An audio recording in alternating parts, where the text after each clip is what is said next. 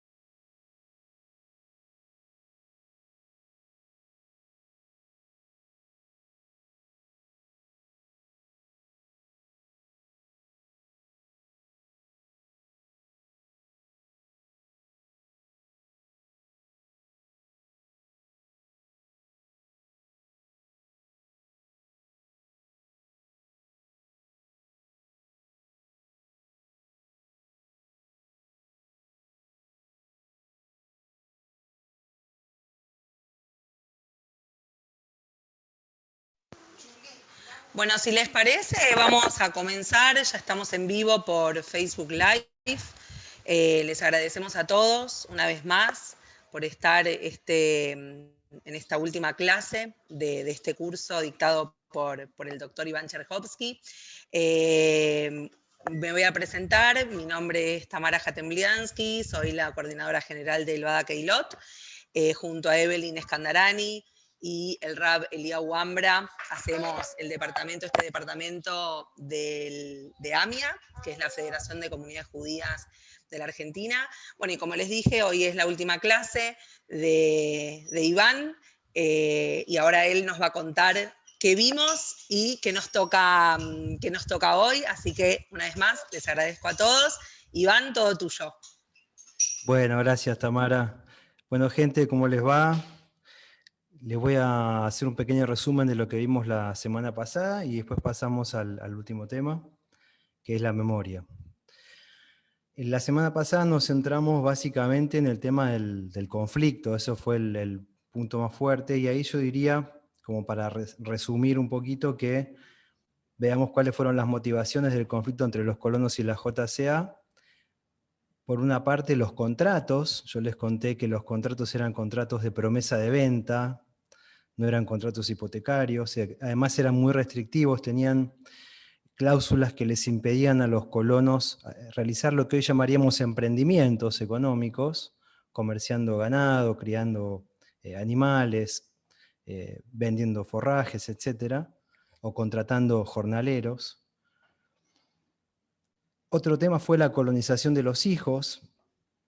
Los colonos querían que la JCA financiara esos asentamientos de los chicos, ese establecimiento en el campo, dándoles tierras y ayuda económica, y la JCA fue muy ambigua respecto a ese tema. Hubo muchos cambios, muchas idas y venidas, muchos cambios de política, pero en general primó el argumento de que la empresa tenía como finalidad traer inmigrantes y ya los hijos tenían que ayudar a los padres. Otra cuestión fue los ensanches. Yo les conté los ensanches de tierra, cuando les hablé de qué es una colonia agrícola, cómo funciona. Para los que no conocen el tema, muchos de ustedes que escriben desde ahí mismo lo saben mejor que yo. Pero las colonias en general se dejan tierras de reserva para cuando el colono quiere crecer, y esas eran las tierras que estaban en disputa. El ensanche es el ensanche del campo.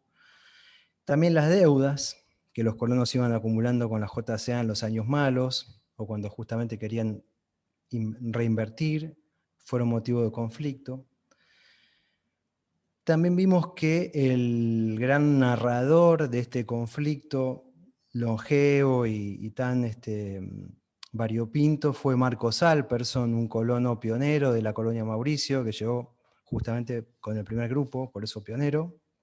Llegó con un personaje muy importante, que fue Boris Garfunkel, el fundador de BGH. Vimos también que las cooperativas agrícolas funcionaron como una especie de sindicato de los colonos, representándola ante una especie de patronal que sería la JCA, todo esto figuradamente. Y vimos también que las paces se hicieron recién en 1950, en Londres, cuando hubo una reunión entre delegados de los colonos y los directivos de la empresa. Bueno, hoy vamos a ver el tema de la memoria, pero primero no quiero dejar pasar una cuestión casi cronológica, que es ¿por qué se fueron? Que es una de las preguntas que más me hacen cuando doy las charlas de estos temas. Porque claro, hay como una cosa nostálgica o digamos melancólica respecto de esos pueblos con sinagogas y con mucha vida, una vida muy intensa, en los que se hablaba en yiddish, donde iban elencos de teatro a hacer giras, y donde mucha gente se crió o sus padres se criaron. Entonces está toda esta melancolía lógica. Y yo diría que acá hay varios motivos por los cuales las colonias judías se despoblaron. El primero es, no en importancia, pero el primero de los que yo anoté, es el atractivo de la ciudad. En el siglo XX, esto es un fenómeno mundial, pasa en Estados Unidos, pasa en las mejores familias, ¿no? Es decir, las ciudades empiezan a ponerse interesantes, aparece el asfalto, aparece la red de agua corriente, la cloaca, la electricidad y los espectáculos de masas, ¿no? El cine en la década del 20, los deportes masivos, la radio en la década del 30. Entonces, la ciudad se empieza a poner atractiva, eso excede a los judíos, pero es muy fuerte esa atracción. Yo les hablé la vez pasada de la novela, no la novela, perdón, de un libro de Rebeca Mactas, que también era de la colonia Mauricio, que es Carlos Casares, ¿no? Que se llama Los judíos de las acacias, y que son unos cuentos excelentes que han quedado en el olvido, pero es una de las grandes escritoras judeo-argentina, Rebeca Mactas. Si lo pueden conseguir, no se lo pierdan. Y esos cuentos todos tratan sobre este dilema de la generación. Es escrito en 1936. La década del 30, del 40 es cuando empiezan a despoblarse las colonias.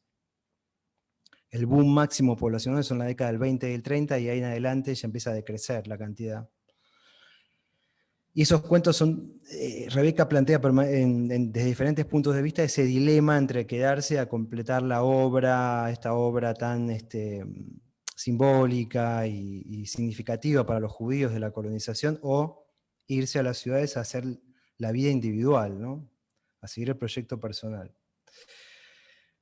Otro motivo de alejamiento de los judíos del campo fue la capitalización de las familias. Las familias, a medida que iban capitalizándose, pagando la deuda, juntando ahorros, bueno, podían cumplir el sueño de mandar a los hijos a las universidades, en las ciudades, a mandarlos a estudiar, y la mayoría de esos chicos ya no volvían.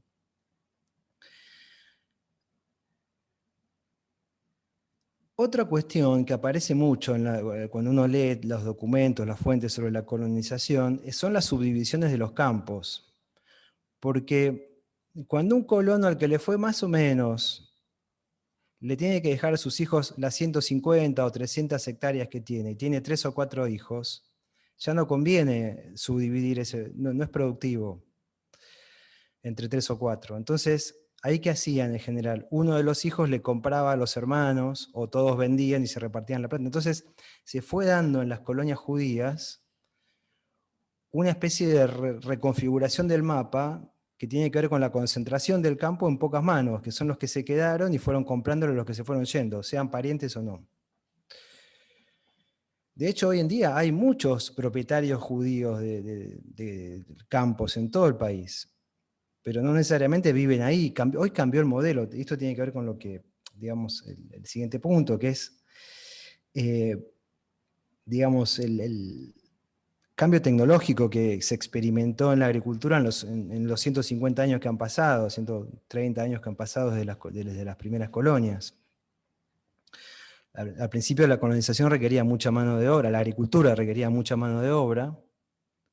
Después aparecen, bueno, los tractores, las cosechadoras, y ahora lo que se llama la segunda revolución verde, que es de la década del 90, que es transgénicos, siembra directa, de manera que, bueno, es más, más defoliantes, ¿no? Es decir, el paquete de glifosato, siembra directa y semilla transgénica, que son contratistas, básicamente. Entonces ya no hace falta tanta gente en el campo, y eso también tiene que ver con el boom general de movida de la población rural en todo el mundo a las grandes ciudades, sobre todo en los países capitalistas o desarrollados.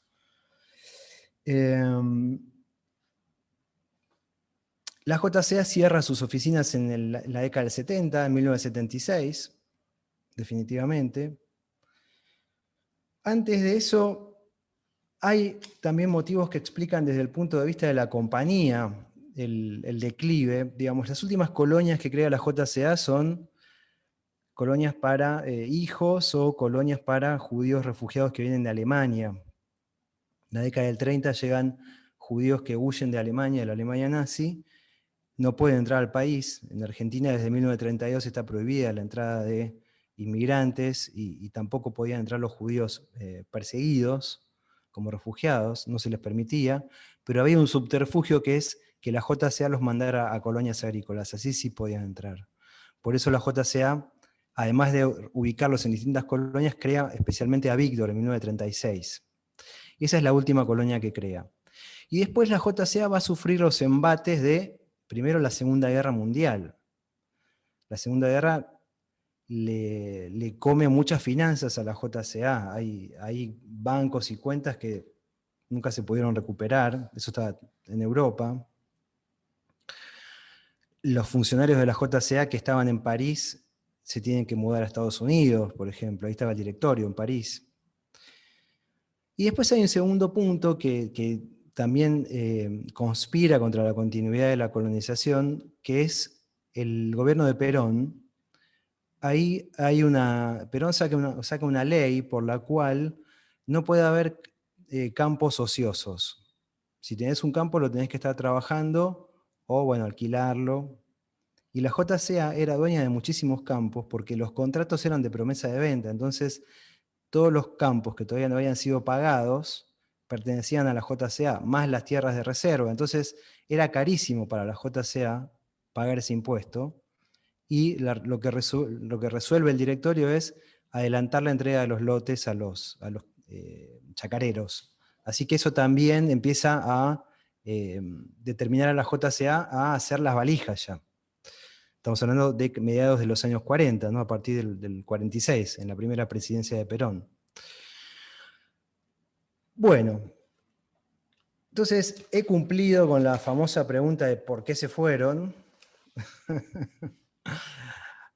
Bueno, ustedes dirán si he cumplido o hay que hacer más aclaraciones cuando llegue la parte de sus preguntas de hoy, que siempre son muy interesantes y muy estimulantes. Y ahora voy a pasar al tema de la memoria. No veo nada, tengo muy poca luz acá. Bueno, ¿por qué es algo tan significativo para los judíos de la Argentina el tema de la colonización? Acá yo diría que hay dos grandes motivos. Uno es un motivo general, digamos coyuntural, que tiene que ver con epocal, ¿no? Es decir, con la época que estamos viviendo, que es el boom de la memoria colectiva. Esto es un tema que se estudia muchísimo en historia, antropología, sociología, literatura, artes, ¿no?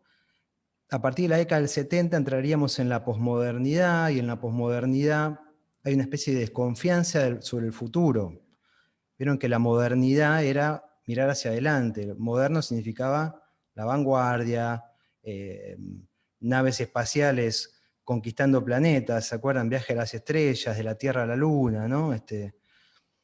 Y en la posmodernidad nos empezamos a asustar un poquito de ese futuro. ¿Por qué? Y porque la tecnología, la ciencia, ahora da un poco de miedo a mucha gente, sobre todo después de la experiencia de la Segunda Guerra Mundial. De un lado, toda la utilización de la tecnología para matar, no solamente en situación de guerra, me refiero al exterminio de los nazis, ¿no? Esa tecnología esa planificación y toda esa tecnología moderna utilizada para exterminar a sus oponentes.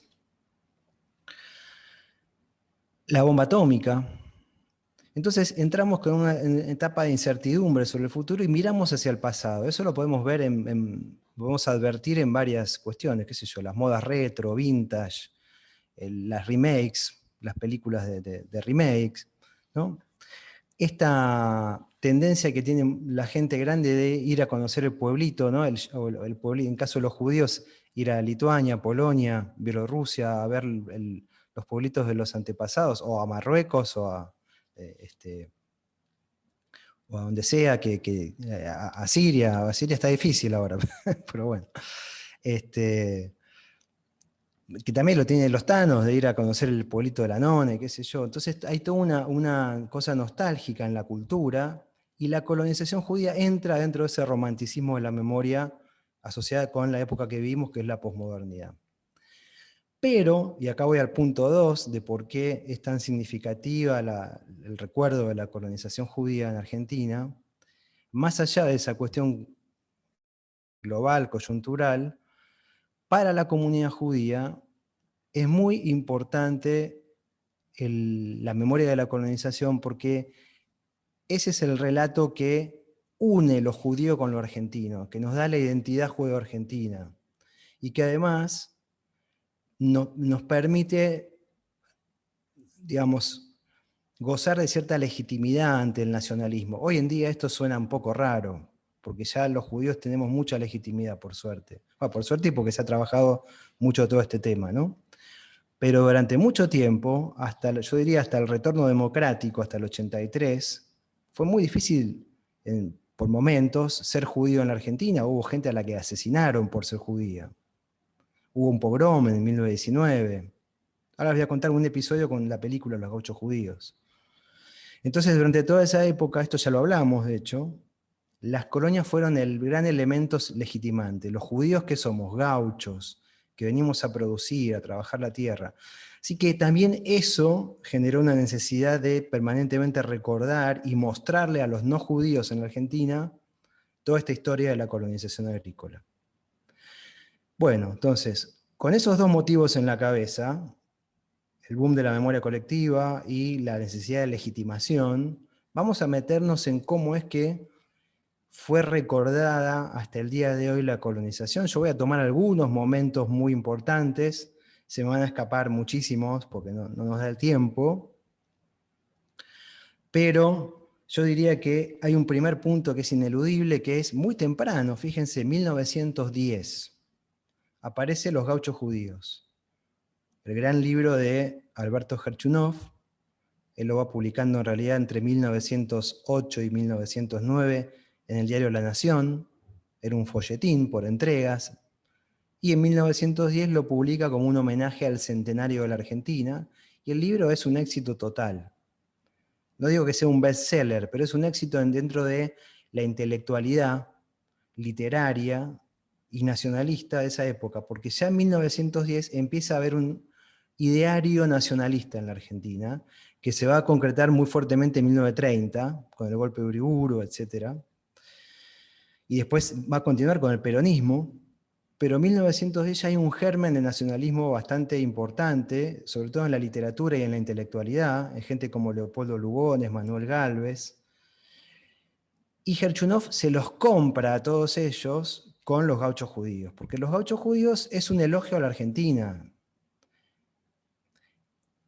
Es un libro muy complejo desde el punto de vista interpretativo. Si no lo leyeron, o si lo leyeron hace mucho, solo los invito. Es un libro muy cortito además, lo lees en una noche o en 2 noches. Son cuentos breves, al estilo de Crónicas Marcianas de Ray Bradbury, que entre los cuentos van armando como todo un fresco de una situación, aunque los personajes son diferentes en cada cuento, salvo algunos que se repiten en alguno que otro. Pero por ejemplo hay un personaje que es un chico judío, el hijo de los colonos, que no quiere ir a la sinagoga, prefiere ir a aprender a trenzar cuero o aprender a andar a caballo, ¿no? Entonces, otro capítulo muestra cómo los colonos celebran el 9 de julio como si fuera una fiesta realmente religiosa de la libertad asociada con la salida de Egipto. Entonces, el nacionalismo celebra a Gerchunov, ese libro lo consagra a Gerchunov como un gran escritor de la Argentina. Piensen, 2 datos solos. Gerchunov hay biografías enteras larguísimas, muy interesantes. Es un gran personaje, además de la literatura argentina en general. Pero 2 anécdotas solas les van a pintar a ustedes lo importante que fue Los Gauchos Judíos cuando salió. Al año siguiente, algunos capítulos ya fueron incluidos como canon de lectura en la secundaria.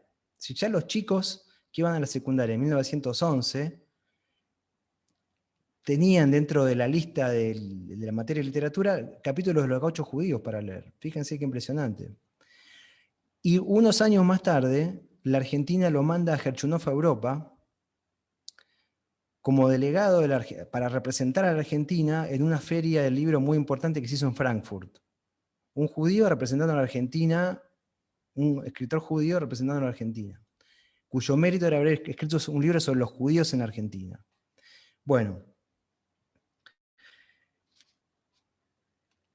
más allá de los gauchos judíos, hay todo un abanico enorme de literatura sobre las colonias. No todo es interesante, no todo es Rebeca Maktas, de la que ya les hablé, no todo es Gerchunov, y no todo es Alperson, que es el otro gran escritor. Ya les hablé de Alperson la vez pasada y hoy también un poquito. Alperson que saca Colonia Mauricio en 3 tomos, en 3 volúmenes, mejor dicho, entre 1921 y 1928, eso es la década del 20, 10 años después que Gerchunov, y que cuenta el lado B, el lado oscuro de la colonización, el conflicto entre los colonos y la JCA. Y lo cuenta en yiddish y eso no se conoce. No circula en la Argentina. Eso circula entre los judíos que leen yiddish o en Europa, que se publica en Alemania con bombos y platillos, pero en yiddish siempre. Recién se va a traducir al español en la década del 90, fíjense, 60 años más tarde, en un momento que ya les voy a contar que tiene que ver con la publicación de muchas memorias. Pero la literatura sobre las colonias ahí empieza a, digamos, a presentar otros géneros, no solamente la narrativa, como en el caso de Gerchunov, o la memoria, la crónica, como sería en el caso de Alperson. Hay un género de libros que es el libro conmemorativo, que es muy interesante, que es como una especie de libro histórico, pero muy cargado de romanticismo, que chorrea como una cosa elogiosa, desmedida, que tiene que ver con esta de la legitimación. Hay muchos autores interesantes, sobre todo yo les diría Tierra Soñada, si lo pueden conseguir, se consigue en Mercado Libre o en bibliotecas, de José Lieberman, creo que es del año 59. Y después hay varios libros de, por ejemplo, Lázaro Yalman, que esos son emprendedores culturales judíos. José Lieberman, Lázaro Yalman son 2 grandes emprendedores judíos, como fue más tarde, por ejemplo, Eliyahu Toker, que ya murió hace unos años. Gente que difundió de una manera muy brillante y con mucho éxito en libros, en conferencias, la historia judía argentina. Otro punto importante, les decía, les voy a contar cronológicamente los momentos y qué pasó en cada momento con esta memoria de las colonias. Entonces, de 1910 nos vamos a adelantar una década y media a 1925. Y ahí lo que tengo para contarles es sobre un documental muy interesante. Fíjense, 1925, un documental impresionante. Bueno, no sé si es un documental. Alguien de cine acá me diría que eso no es un documental y tiene razón. En realidad es un registro fílmico. No hay una narración, no me quiero meter con cosas muy técnicas de cine, pero son imágenes de las colonias que filma Max Glucksmann, el gran zar del cine, que era judío y era presidente de la CIRA en esa época. En esa época se filmaba también para mostrar en los cines, la década del 20 es el boom del cine mudo, poco también con fines legitimantes. Se filmó muchas instituciones judías, los asilos, el hospital israelita, las inauguraciones de estos edificios, y también se filman las colonias. Viajan a las colonias y filman. Y es súper interesante ese documental. Lo pueden ver porque yo lo subí. Hay una página de la AMIA que la hicimos con Anita Weinstein, la presidenta del Centro de Mar Turkov, del Centro de Investigaciones de la AMIA. La hicimos juntos, ella me contrató hace unos años para hacer esa página, que se llama Colonias Judías Argentinas, si ponen así en la web la van a encontrar. es una página de AMIA, empieza con un mapa, y adentro hay una sección de videos, y ahí yo le subí un extracto de ese documental, que tiene imágenes muy interesantes, solamente de las colonias santafesinas, si no recuerdo mal. Bueno, pasamos a 1939, otro mojón importantísimo en la memoria de la colonización, porque se cumplen 50 años de la llegada del Weser. ¿Se acuerdan? 1889 llega el Weser con los pioneros de Moisés Ville, 1939, ¿no? 1889 más 50, 1939, cincuentenario, gran fiestón en Moisés Ville. Gran fiestón me refiero a 3 o 4 mil visitas, desbordó el pueblo realmente, hay imágenes muy impresionantes. Y es el primer gran aniversario de las colonias. Y eso hay varias cuestiones acá para analizar. Primero que nada, es la primera vez que se pone en acto, en un festejo público, la memoria de la colonización. Y se pone en acto y de manera pública, adrede, justamente para tratar de legitimar a toda la colectividad judía, para mandar un mensaje a la sociedad argentina de que los judíos somos bien argentinos porque llegamos con una mano atrás y otra adelante, en un barquito, trabajamos la tierra, etcétera, etcétera, ¿no? Somos gauchos. Entonces se convocó al gobernador de la provincia de Santa Fe, a diputados y senadores y políticos de distintas facciones. Se convocó a la prensa para que mandaran corresponsales y después salieron notas en los diarios más importantes de la provincia y del país. Los organizadores del cincuentenario también le pidieron a Max Glucksmann que filmara, y le pidieron a Jaime Yankelevich, el zar de la radio, que transmitiera por Radio Belgrano el evento. Y ese mismo año salió también un libro conmemorativo muy importante, porque es el primer libro que cuenta la historia de la colonización judía en la Argentina, escrito por profesionales y publicado por la DAIA, además, ¿no? Se llama 50 años de colonización judía en la Argentina, que salió en dos versiones, una versión en castellano y otra en yiddish completamente. Y es un libro impresionante, de más de 300 páginas, con mapas de las colonias, la historia de cada colonia, testimonios, tablas con el rendimiento año por año en producción de las colonias. Así que ese es otro momento fundamental, ¿no? El cincuentenario. Y además, a partir del cincuentenario se creó una costumbre que es la de los festejos en las fechas importantes y no tanto. Por ejemplo, se empezó a festejar cada 10 años, ¿no? El 60 aniversario, el 70, el 75 fue más importante. Y no solamente se festejaba la llegada del Weser, sino que ahora cada colonia empezaba a festejar su propio aniversario. Entonces se empezaron a multiplicar los festejos. Había festejos casi todos los años.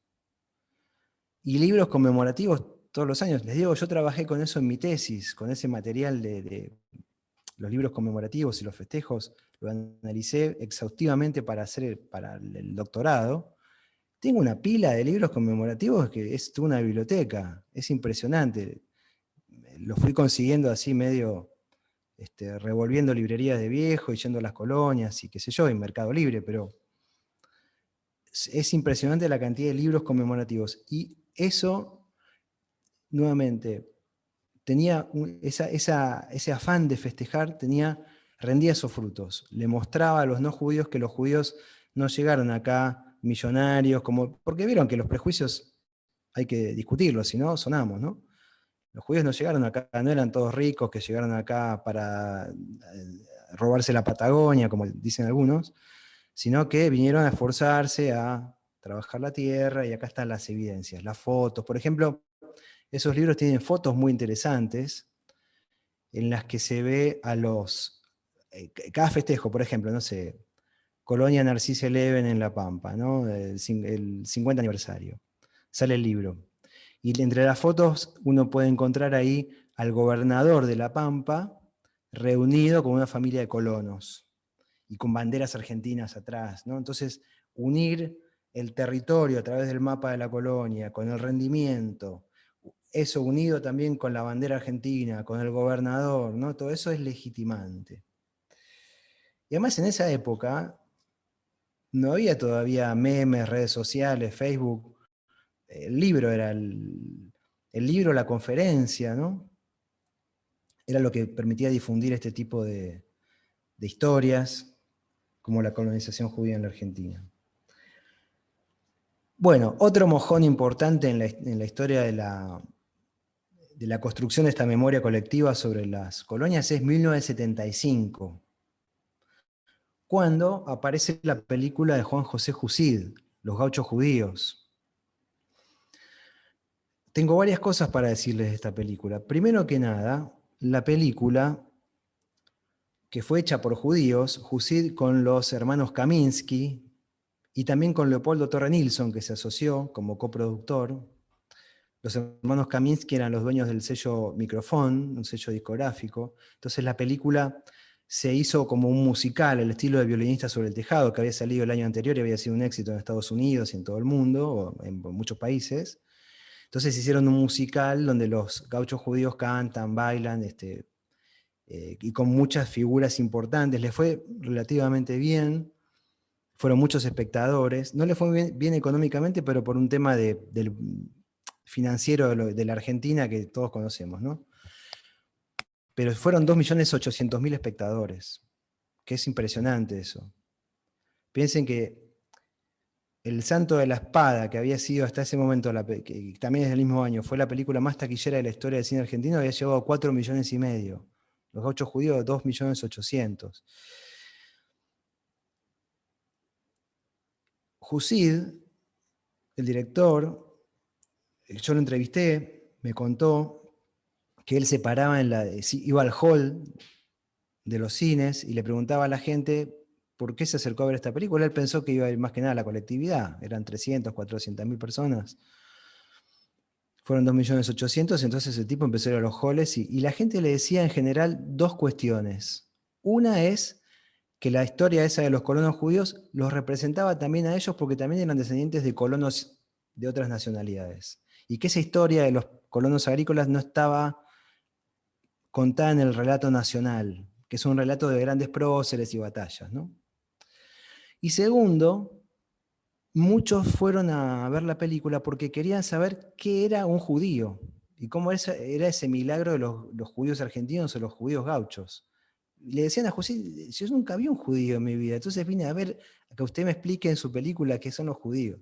Y la película fue un éxito bárbaro, pero se vio empañado primero por la censura, porque en esa época estaba ya en funciones Paulino Tato, que después, a partir del año siguiente, el 76, cuando es el golpe de Estado, va a ser el famoso censor de la dictadura, y Paulino Tato le censura la película porque le parece ofensivo el título. Porque para él, los gauchos judíos, la palabra judío,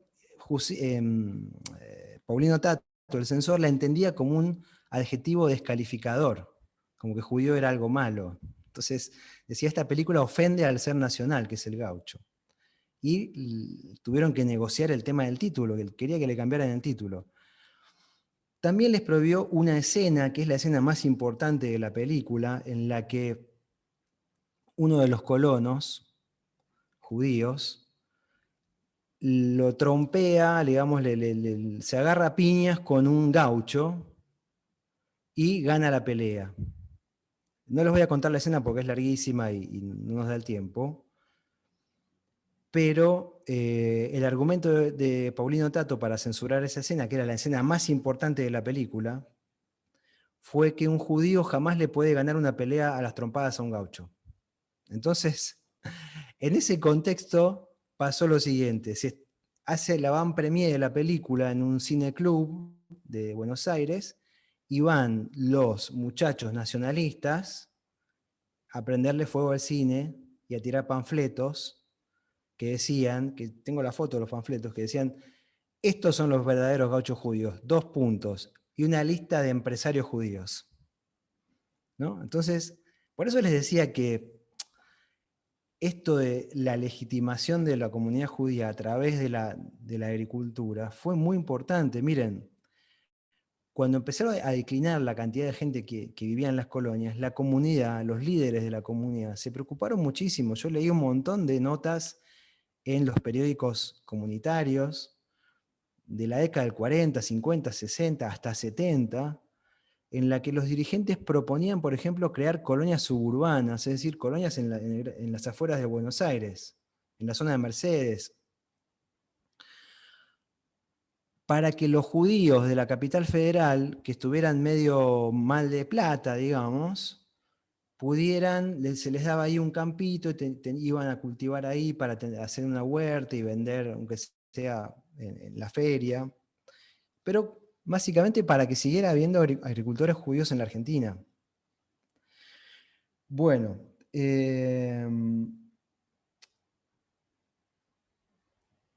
esto presenta dos caras, ¿no?, de la moneda. Por un lado, todas estas trabas, el atentado, también, me estaba olvidando. Antes del estreno ya había habido un atentado, un primer atentado, cuando se filmaba la película, porque Jusid y sus socios no tuvieron mejor idea que reproducir una colonia entrerriana, ¿dónde? En Campo de Mayo, donde está el ejército. Es decir, no podían ir hasta Entre Ríos porque los actores eran muchísimos y muy importantes y trabajaban todo el tiempo en el teatro, en la televisión, en el cine. Entonces, ¿qué hicieron? Un set de filmación en Campo de Mayo, le pidieron a los militares de Campo de Mayo una autorización para usar el predio y recrearon la escenografía de la colonia ahí. Y una madrugada que volvieron unos colimbas que venían medio borrachos de festejar no sé qué cosa, a estos judíos le prendemos fuego a la colonia, le quemaron las escenografías. Así que hubo muchas instancias en las que, de resistencia contra esta idea de poner en la pantalla grande, traer al presente un libro de 1910, poner en la pantalla grande un título y una película llamada Los Gauchos Judíos, que además, es la primera película de la historia nacional que presenta una historia judía 100%. Es decir, ya había habido varias películas en las que aparecen personajes judíos o subtramas relacionadas con los judíos, pero esta es la primera película que cuenta el episodio fundacional de la historia judía argentina, en la que los protagonistas son los colonos judíos desde el principio hasta el fin. Así que ese es la construcción de la memoria. Otro momento, saltamos de 1975 a 1989, y acá ustedes ya se dieron cuenta que estoy hablando del centenario, 1889, 1939, 1989, los 100 años, y acá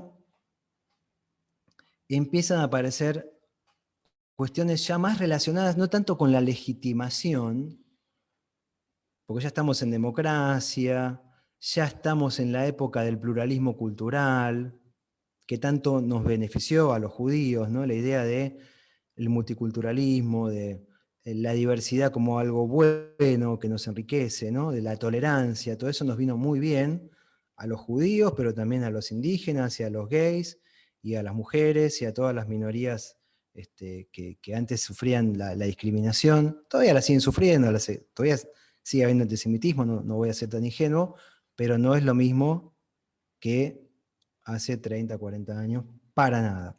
Yo les diría incluso que hoy en día el antisemitismo básicamente transcurre en las redes sociales.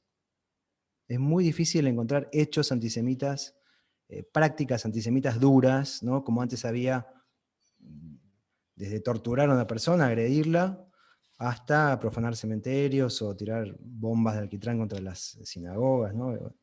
O matar gente. Hoy en día, por suerte, eso bajó muchísimo. Lo cual no quiere decir que no haya prejuicios en la sociedad, por supuesto. Bueno, entonces, en el centenario aparece, más allá de los festejos que se hacen ya no solamente en Moisés Villa, también en Buenos Aires, en el obelisco se festeja, la AMI organiza todo un festejo. Hay una foto muy linda de un libro que que se llama 100 años de inmigración judía en la Argentina, de Marta Wolf y Mirta Shalom, si no me equivoco, es el libro. De Manrique Sago Ediciones, es un libro de esos de grandes, de tapa dura, muchos de ustedes lo deben conocer o tener, que la tapa es un elenco de Ricudín bailando en el Obelisco. Ya para esta época, fíjense, el centenario de la inmigración judía en la Argentina, ya las colonias se instalan como el hecho fundacional de la inmigración judía en la Argentina, cuando en realidad ya había inmigrantes judíos antes, pero ese es un detalle. Además de estos festejos, acá aparece algo muy interesante, que es el boom de los museos en las colonias. Los museos que hoy conocemos en varias colonias, sobre todo Moisés Ville y en Domínguez, ¿no? También hay otros museos en otras colonias y en otras ciudades, en Entre Ríos sobre todo, pero los más conocidos son el de Moisés Ville y el de Domínguez, ¿no? Ahí están Eva Gelbert, que ya se retiró, pero fue la gran gestora del museo, ahora le dejó la posta a Hilda Zamori, que es la nueva directora, y en Domínguez está Osvaldo Quiroga, Chuja, que es un fenómeno. Y esos museos empiezan, ahí sí ya tenemos que hablar del auge de la memoria colectiva, de lo que hablé al principio, ¿no? De esa otra motivación, ya no tanto de la legitimación, la necesidad de legitimación, sino de esta cosa nostálgica de mirar hacia el pasado, de buscar las raíces, de dónde venimos, ¿no? El futuro se torna incierto. Si antes las películas, les pongo un solo ejemplo, antes las películas eran el hombre conquistando la luna, el hombre conquistando Marte, Star Trek, ¿se acuerdan? Viajaba la nave del Enterprise de Viaje a las Estrellas, iba por todo el universo, venía un alienígena, tiraba un rayo. Ahora, ¿cómo son las películas del futuro? Es todo catastrofismo, el futuro es negro, ¿no? Crisis ambiental, nos invaden los marcianos, qué sé yo. Entonces empezamos a mirar para el pasado. Y los judíos, cuando miramos para el pasado, nos encontramos con las colonias. Y en ese boom de la nostalgia y de la memoria, se empiezan a crear museos. En los 80 son una época muy fuerte en todo el mundo de creación de museos. El museo cambia. Antes el museo, a vos a un chico en la década del 60, 70 le decías, che, nene, te vamos a llevar al museo mañana. Y el pibe te sacaba corriendo.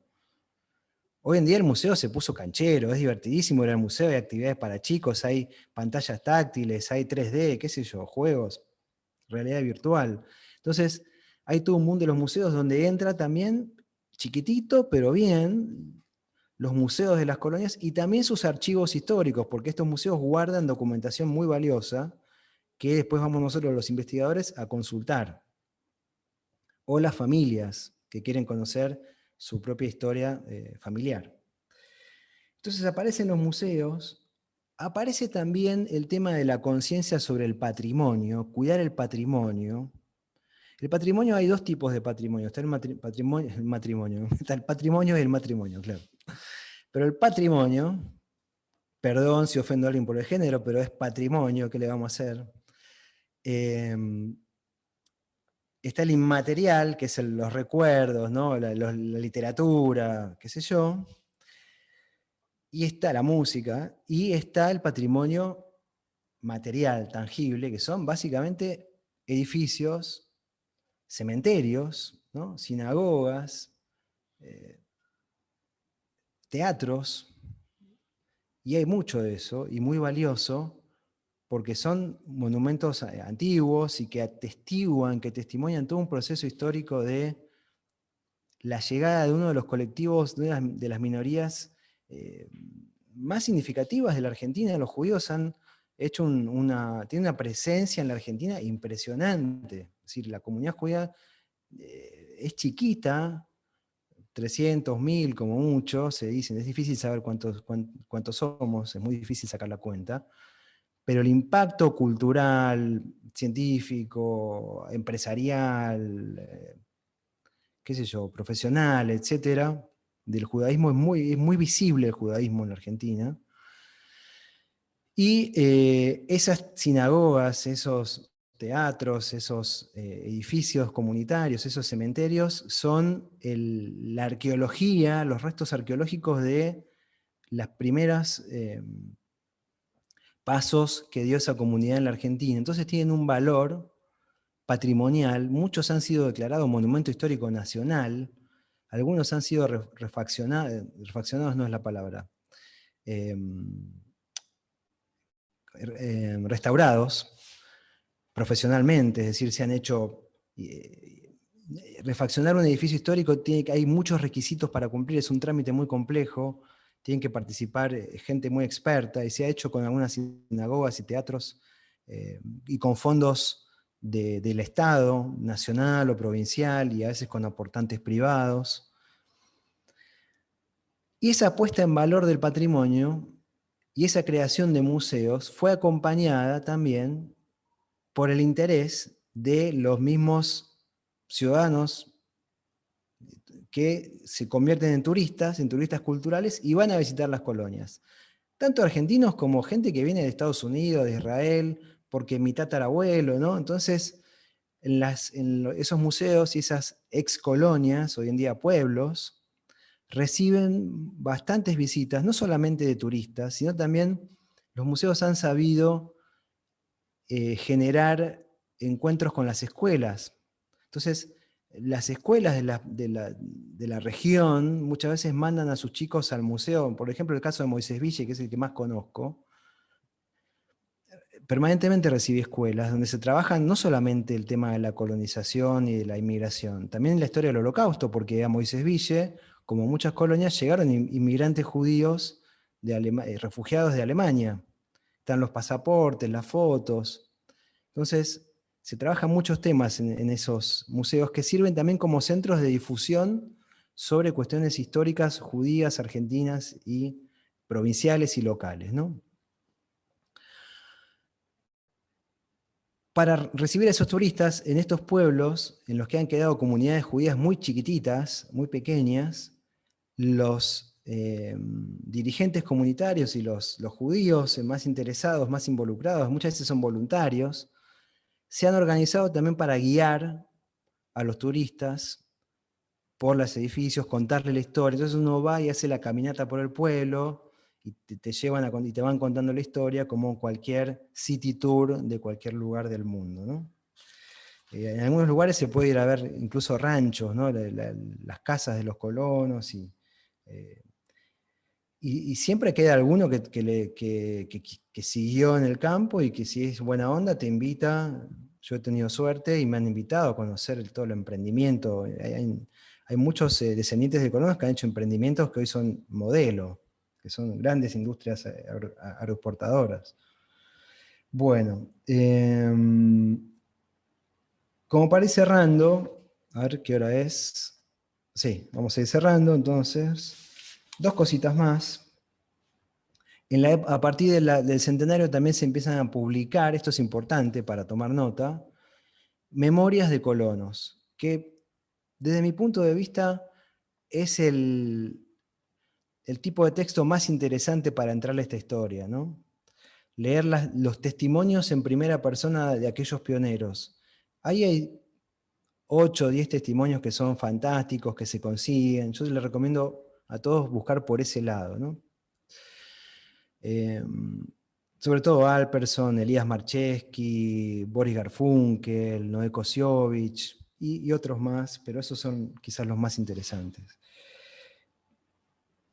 Y la última cosita que les voy a contar, antes de pasar a las preguntas, es otro soporte de la memoria que a partir de Los Gauchos Judíos, versión película, cobró ímpetu, cobró impulso, que es el cine.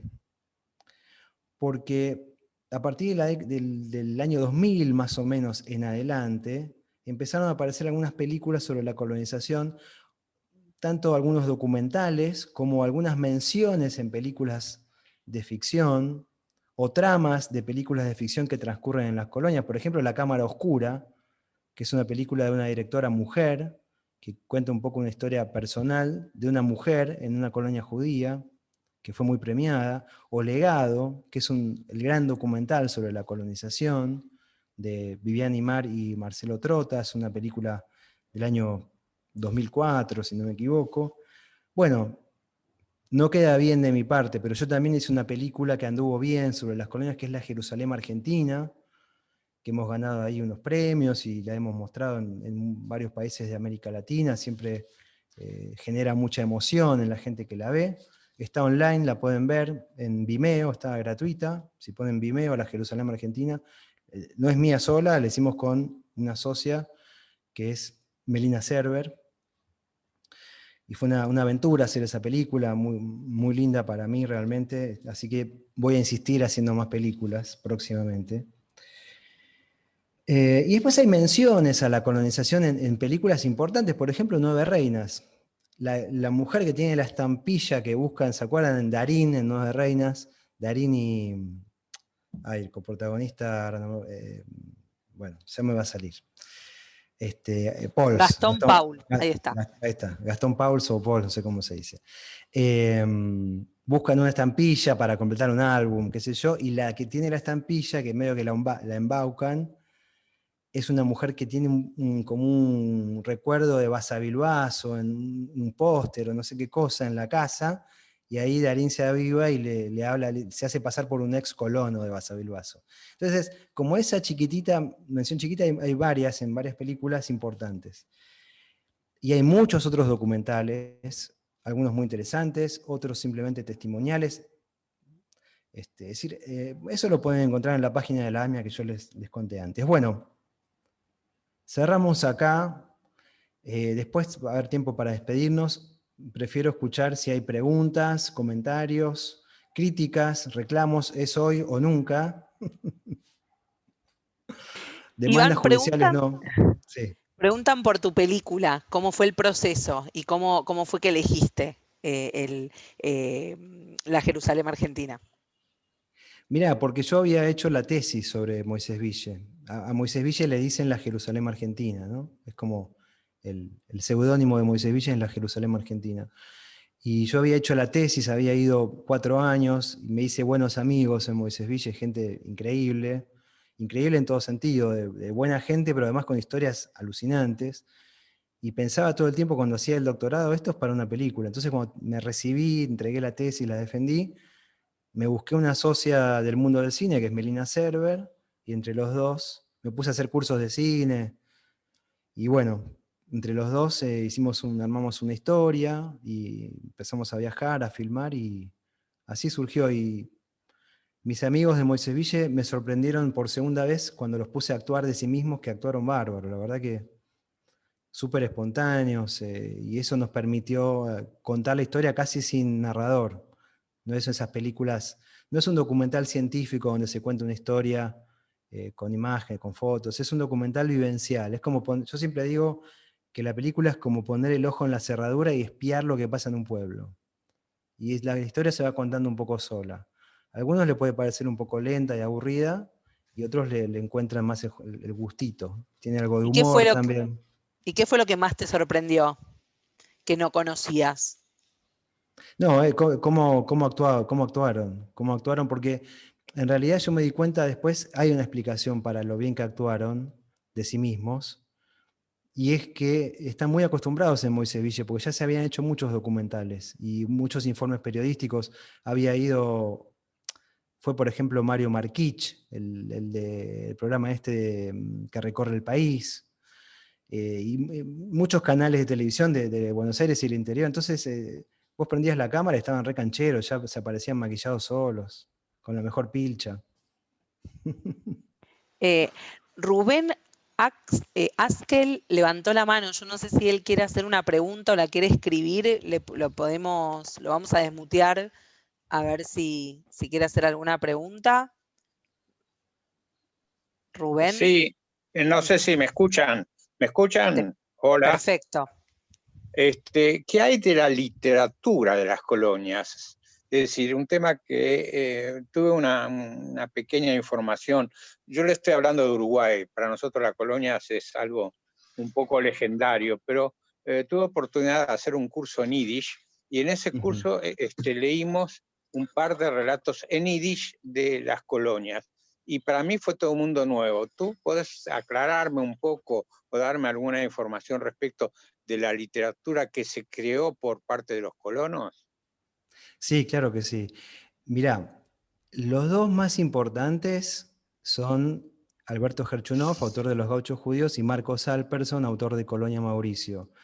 El de Gerchunov, Los Gauchos Judíos, escrito originalmente en castellano, y que se hizo rápidamente popular o digamos importante, como conté hace un ratito, y el de Marcos Alpersson, que son 3 volúmenes, que es una crónica de su vida en la colonia Mauricio, muy impresionante porque era un gran escritor y autor de teatro él, que es en Yiddish, y esos dos libros son los 2 libros más importantes de la literatura judía latinoamericana de la historia. El de los Gauchos Judíos es el libro sobre judíos en América Latina más importante publicado en castellano, y Colonia Mauricio es el libro en Yiddish más importante de la historia de los judíos, de literatura de judío latinoamericana de la historia. Entonces, los 2 grandes escritores salen de las colonias, y no es para nada sorprendente, porque esa fue una experiencia alucinante, inmigrantes judíos en el campo argentino, con gauchos, con indígenas, con vecinos de otros países. Imagínense todo el material que hay para la literatura. Existen varias compilaciones que ya fueron traducidas al español, por suerte. La AMIA publicó un par, Crónicas Judeo-Argentinas 1, por ejemplo. Ahí te vas a encontrar con muchos cuentos de diferentes autores, la mayoría en las colonias, y te vas a encontrar con una mirada diferente a Gerchunov, más parecida a la de Alpersson, con cuentos en los que se narra el horror por la falta de médicos, o como decía antes, Rebeca Mactas, que es la tercera gran escritora, ¿no? Los dilemas de los jóvenes por quedarse o por irse, el tema de los crímenes, los asesinatos que cometían los gauchos matando colonos, ¿no? Todo lo que la memoria colectiva en general rechaza, porque la memoria colectiva busca construir historias apologéticas, como especie de historia oficial. Entonces en la literatura uno se encuentra a veces, por ejemplo, ahora me viene a la memoria Samuel Eichelbaum, que fue uno de los grandes autores teatrales de la Argentina, y fue un judío surgido de las colonias entrerrianas. Más allá de su obra teatral, Un guapo de 900, por ejemplo, es de Eichelbaum, él tiene un cuento, que no me acuerdo del título, pero que es muy impresionante, porque es un colono que en realidad no quiere estar en el campo. Él ama la mecánica, y se quiere rajar a la ciudad cuanto antes, pero la esposa y la suegra no lo dejan. Entonces, ¿qué hace él? Antes de vender la cosecha, habían tenido una cosecha buenísima, ya la esposa y la suegra estaban proyectando ampliar la chacra. Él va a la noche con un fósforo y le prende fuego a las parvas, quema su propia cosecha, y entonces lo pierden todo y no les queda otra que irse a Buenos Aires.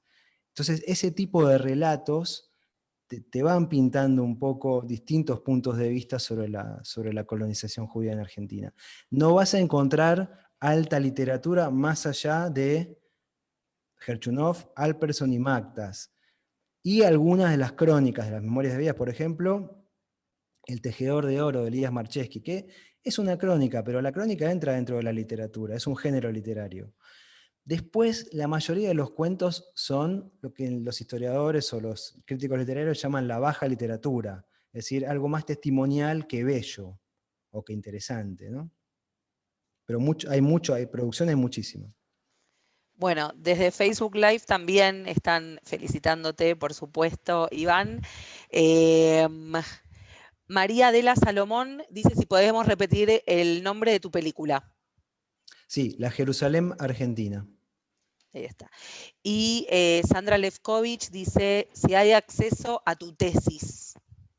Sí, está online. Es un libro, está publicado en papel, pero también lo tienen online gratuito. Se llama Recuerdos de Moisés Ville y es de Editorial Teseo. Lo van a encontrar en formato ebook online. Muy bien. Bueno, siendo las 9 de la noche, me parece, Iván, que es un buen momento para terminar con esta clase. La verdad que fue un gran honor tenerte entre nosotros. Hemos tenido más de 250 personas en estas 3 clases, escuchándote muy atentamente. Así que, bueno, de parte del Bada Keilot, gracias, y seguramente nos vamos a volver a ver antes de fin de año, por supuesto. Sí, no, gracias a ustedes, Tamara, a vos especialmente y a todo el Bada Keilot, porque la verdad, te soy sincero, a mí es un tema que me apasiona y no tengo muchos interlocutores, ¿viste? Yo a mis amigos ya no los puedo venir con las colonias porque me sacan, tienen razón. Así que tener 250 personas para mí es como no sé, ya empezar el año con el pie derecho. Así que muchas gracias.